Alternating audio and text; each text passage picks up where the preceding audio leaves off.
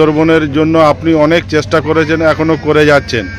তো যেটা এখন সুন্দরবন মানুষের স্বপ্ন বললে চলে, সে রেল লাইন সম্প্রসারণে কতদূর মানে এগিয়েছেন একটু যদি বলেন। দেখুন, রেলের যে প্রকল্প ক্যানিং ঝড়খালি রেল লাইন সম্প্রসারণের যে প্রকল্প, সেটা এখনো পর্যন্ত কেন্দ্রীয় সরকারের রেল মন্ত্রণালয়ের যে নথি আছে তাতে আছে, তার রেকর্ড আছে, প্রজেক্ট ক্যান্সেল হয়নি। এবং সম্প্রতি এবং এটা নিয়ে লেগেই আছে, আমি আগামী 6 তারিখ আবার দিল্লিতে যাচ্ছি কেন্দ্রীয় স্তরে কথাবার্তা বলার জন্য।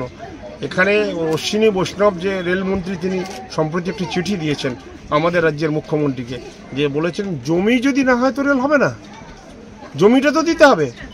এবং সরকারি যে ব্যবস্থা আছে, রেলের যে ব্যবস্থা আছে, নিয়ম আছে, সেই নিয়ম অনুযায়ী হচ্ছে আপনাকে জমি রাজ্য সরকারকে অধিগ্রহণ করে দিতে হবে। আমি এই বিষয়টা নিয়ে আমাদের দেশের প্রধানমন্ত্রীকে চিঠি লিখেছিলাম।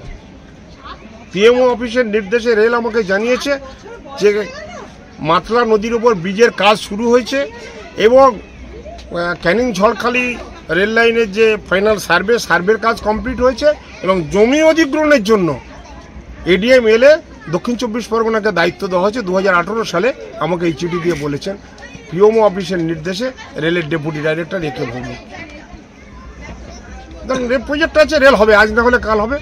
সুতরাং এটা আমি বিশ্বাস করি এবং সুন্দরবনের মানুষ লড়াই করে বেঁচে আছে, লড়াই করে তাদের দাবি আদায় করতে হবে। দয়া করে, করুণা করে কেউ কিছু দেবে না তাদের। ধন্যবাদ।